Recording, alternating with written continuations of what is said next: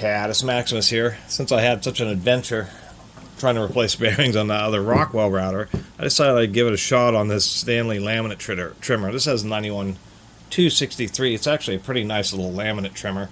I've done a video on this and I have a whole bunch of accessories for it.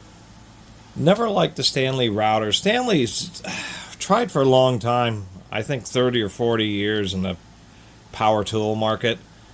And Stanley was never Snap-on. Stanley made their name of having reasonably priced tools that were of a reasonable quality and actually reasonably usable and reasonably well thought out.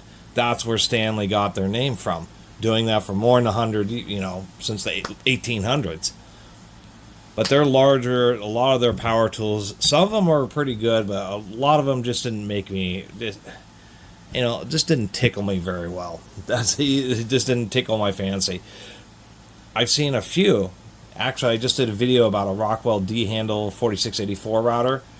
At that same sale, there's also a slightly more powerful Stanley industrial quarter-inch, commercial router or heavy-duty router.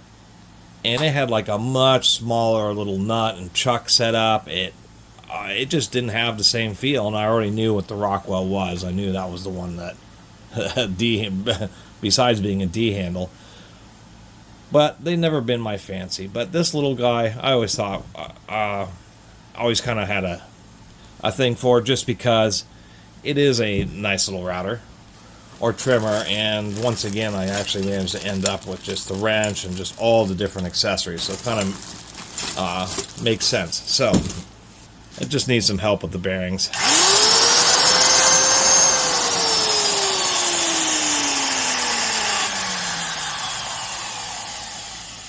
You can hear just a little bit of a rattle, a bit of a sound. I mean, this thing is probably from the 1970s or the 1980s, something like that. So the bearings are definitely old, and we'll just see if I have better luck. And my thumb got cut twice trying to work on the bearings of that Rockwell. It was a little bit funky. What an oddball setup. Look, there's a separate frame. These are always just one piece, but this piece is screwed on, and then we have this kind of upper frame. Kind of different, that's for sure. Well, that's hilarious. They actually have on demarked on the inside of the tool. And I've seen this before too. There may have been something clogging up one of these brush guides, but oftentimes there is slightly asymmetrical brush wear. Now, this one's getting a bit short. I'll probably end up swapping the brushes. They are little quarter-inch units with integrated wires.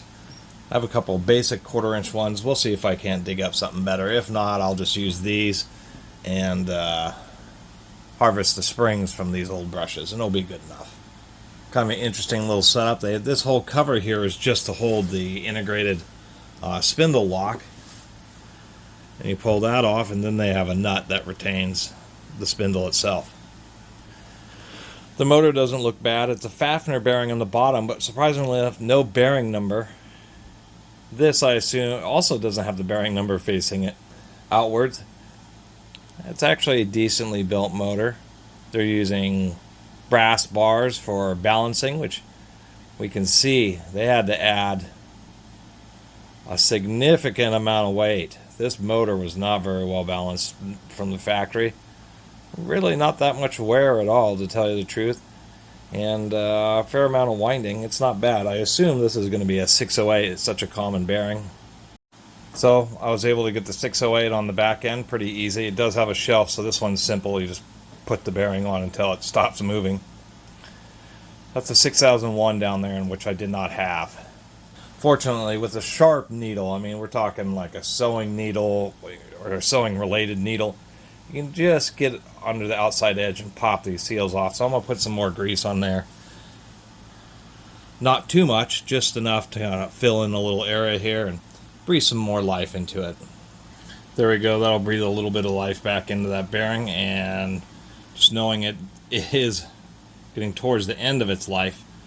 And if I actually use this, I'll have to periodically feel down here, and it feels like it's getting real hot, then I know I just got to deal with going back in there again. Like with other routers, we do have don't lose the special tensioning spring washer that's in the back. The bearings are tensioned so that they don't develop any kind of rattle, and since routers do get hot during use, there's expansion, so they don't do it just as a machine fixed distance, because they needed a little bit of space for that expansion as the motor spindle gets longer, etc. So they pre-tension with the spring washer so that there's a little bit of space for that.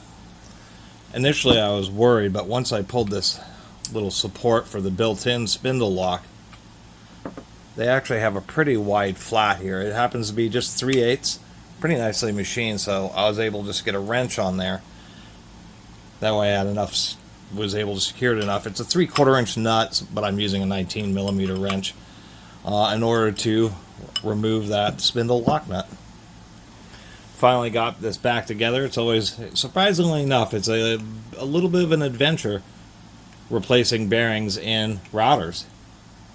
It always just seems super fast and straightforward, take 5 minutes to do, and I guess if you're used to it, then it does go faster. But surprisingly enough, just 2 bearings, but like on my previous video, sometimes you're running the proprietary bearings. In my case, I just didn't happen to have an extra one on hand, so I had to try to re-lubricate this one down here, paying attention to the placement, preload spring washers, and kind of the order of operations in order to both remove old bearings as well as reinstall new ones.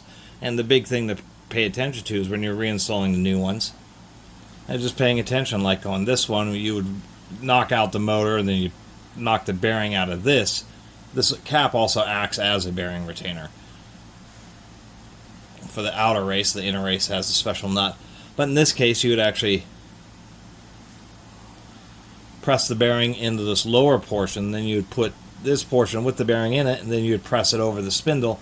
Because the one thing you really have to remember is to not hammer or put stress on the new bearing, at least or more specifically the bearing balls. Like if you're putting this over the shaft, you wouldn't press on the outside, because what you're doing is you're stressing the balls and the races, creating dents. So you always, when you're getting a bearing out, you just get it out. But putting it on, you have to be careful. Like if you're putting this on a shaft, you want to have some socket that can clear the shaft, but presses right on the inner race. If you're pushing this into a housing, then you want to have something that's small enough to fit through the bore, but that presses on this outer race.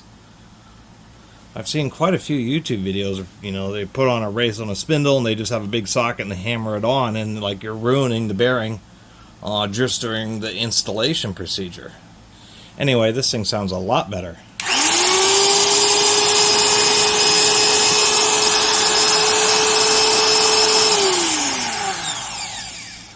None of that kind of weird, I call it squirrel chirps, and it's a distinctive sound, and usually you notice it most when a motor is turned off and is on the deceleration.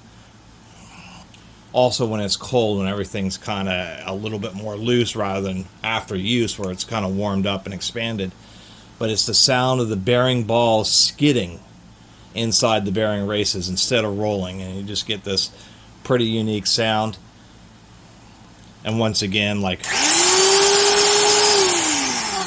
you'd run the tool and then you'd hear right at the end of it stopping rotating, you'll hear that squirrel chirp, and you just know you got to replace the bearings at that point.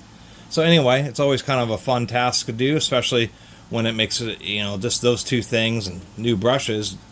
This is basically, this tool is now ready to go for a long time. Well, relatively. I still need to replace that 6001, but still get quite a bit of use just putting some extra grease in there. Anyway, thanks for watching.